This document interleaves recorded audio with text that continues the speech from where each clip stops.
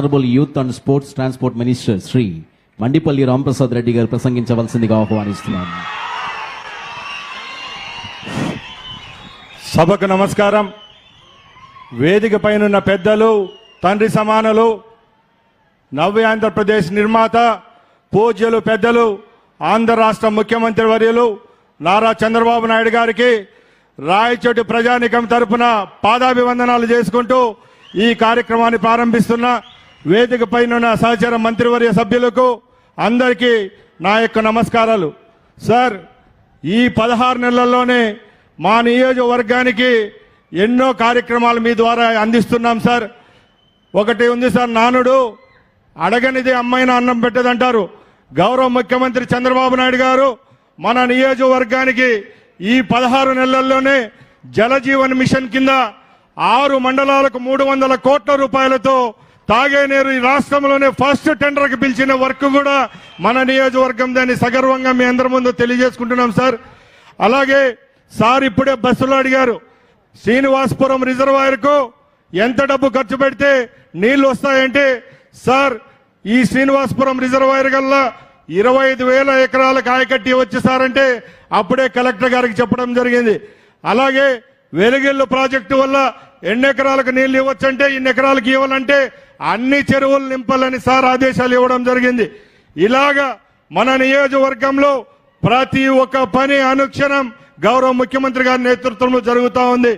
గత 30 సంవత్సరాల నుంచి రాయచోటి గవర్నమెంట్ హాస్పిటల్లో 100 పడకల హాస్పిటల్ ఉంటే మన ప్రభుత్వం వస్తానంటే 50 పడకలు పెంచి 150 పడకలు చేసిన ఘనత కూడా మన గౌరవ ముఖ్యమంత్రి చంద్రబాబు నాయుడు గారికి దక్కుతుంది. అలాగే మనం ఈ 16 నెలల్లోనే సుమారు 12 కోట్ల రూపాయలతో పాట్ హోల్స్ వేసుకోవడం, ఈ జిల్లాలోనే ఎక్కువ 29 రోడ్లను ఇక్కడ ఆర్ఎన్బి కింద శాంక్షన్ చేసిన ఘనత కూడా మన ప్రభుత్వానికే దక్కింది.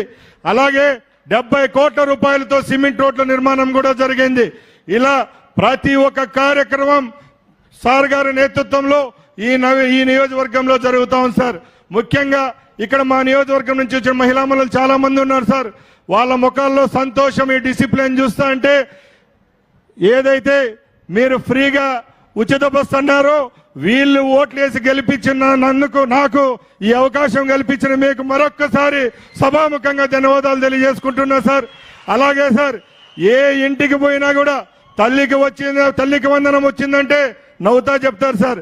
ఏ ఇంటికి పోయినా మీకు అన్నదాత సుఖీభవ స్కీమ్ వచ్చిందంటే దానికి ready. 4,000 pension, 6,000 pension, 10,000 pension, 15,000 pension. ఎక్కడ చూసినా మన ప్రభుత్వం ఏర్పాటైన తర్వాత చాలా సంతోషంగా ఏవైతే కార్యక్రమాలు చేపట్టాలనుకున్నామో అవన్నీ అన్నదాత సుఖీభవ స్కీమ్ వచ్చిందంటే దానికి రెడీ. 4,000 పెన్షన్, 6,000 పెన్షన్, 10,000 పెన్షన్, 15 ఏ చెరువు ఉంది, ఏ ప్రాజెక్ట్ ఉంది, వెలుగుళ్ళు ప్రాజెక్టుకి ఎవరు శంకుస్థాపన చేశారు, ఎన్ని ఎకరాల కాయకట్టించేది కూడా మాకంటే మీకే ఎక్కువగా తెలుసు సార్. తప్పకుండా మీ ఆదేశాలు ఏదైతే ఇచ్చారో మా ప్రాంతంలో ఉన్న ప్రతి ఒక్క రైతుకు వెలుగుళ్ళు హంద్రీ దివాని ద్వారా మీరు నీరు అందిస్తారని మేమందరం నమ్ముతున్నాం సార్. తప్పకుండా ఇది జరుగుతుంది. మా ప్రజలు ఎప్పుడూ మీకు రుణపడి ఉంటామని తెలియజేసుకుంటున్నాం సార్. అలాగే సార్, మాది చాలా వెనుకబడిన ప్రాంతం.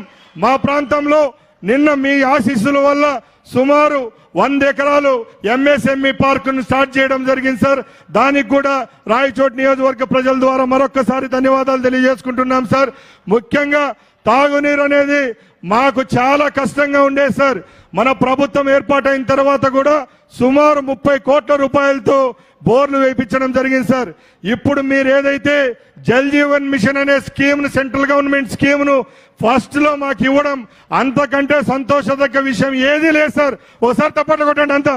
ఎందుకంటే సార్, జల్ జీవన్ మిషన్ లో 840 విలేజెస్ కు దీని ద్వారా నీళ్లు ఇస్తున్నాం సార్.